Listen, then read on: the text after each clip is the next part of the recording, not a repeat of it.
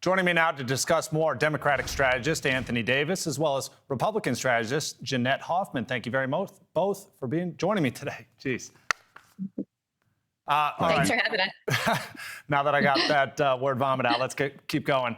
Day 26 of this shutdown, Minority Leader Hakeem Jeffries calling the Republicans' refusal to negotiate, quote, legislative insanity. Jeanette, we'll start with you. How much pressure really are Republicans facing at this time, and how many failed votes is it going to take for them to actually feel obligated to come to the table?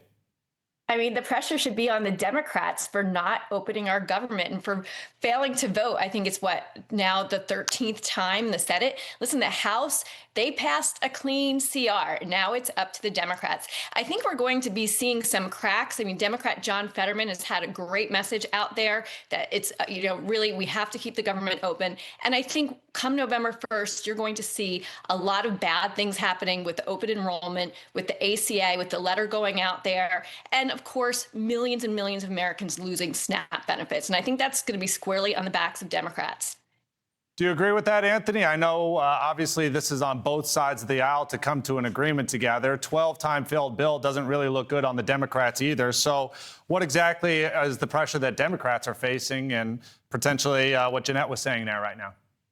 Well, the message is simple here. We do not want to vote for the CR that is going to cause millions of Americans' health care to skyrocket. I mean, this right now is a difficult decision for Democrats, but one that they are standing firm on, that they are going to continue to vote in the interest of the American people having health care and their health care costs not skyrocketing.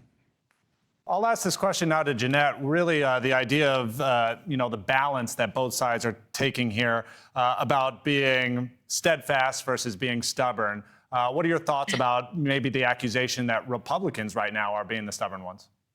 Well, I think if you listen to, actually, I'll take John Fetterman, who's a Democrat from Pennsylvania.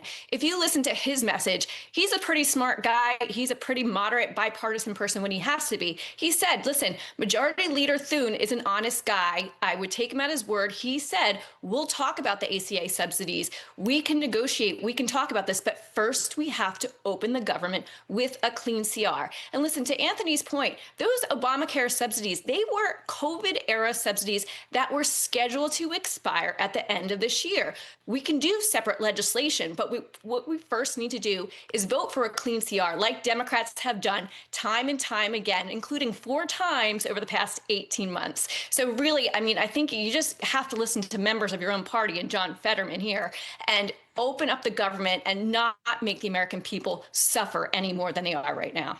Anthony, let's turn to President Trump's trip overseas. The commander-in-chief seen dancing on the tarmac, later signing a peace deal between both Cambodia and Thailand. So what does a trip like this mean for the relationship between the United States and Asian countries? And then on top of that, if this framework between China goes through, will this be a resounding success for President Trump? Well, we have to applaud President Trump on his diplomacy there while he's in Asia, working to get this framework at least established. What we do know is that it's just a framework right now that will have to be agreed upon.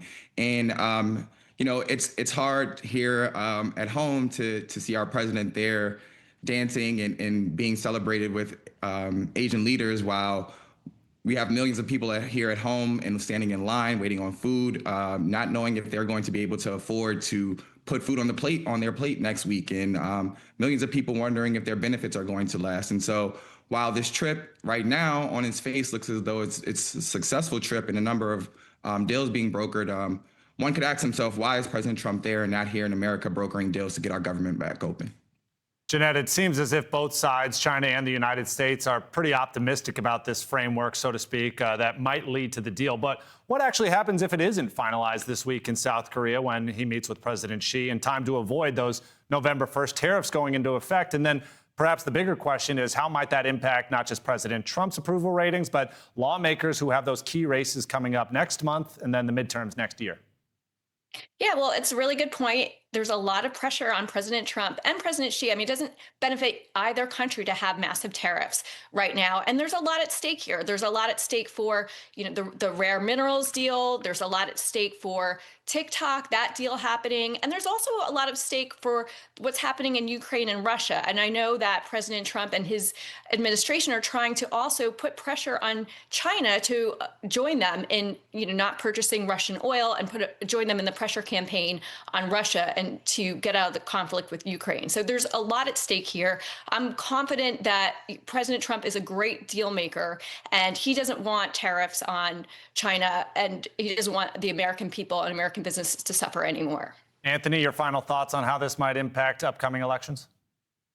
Yeah, I think that this is, at the end of the day, we see that President Trump ran on an America First agenda. And now he's the first president in the history to leave our country in the midst of an active government shutdown. And so I hope that he's able to broker deals that are going to make things more affordable for the American people, since that is his agenda that he ran on. All right, Anthony Davis, Janet Hoffman, thank you very much. Thanks for having us. Tensions between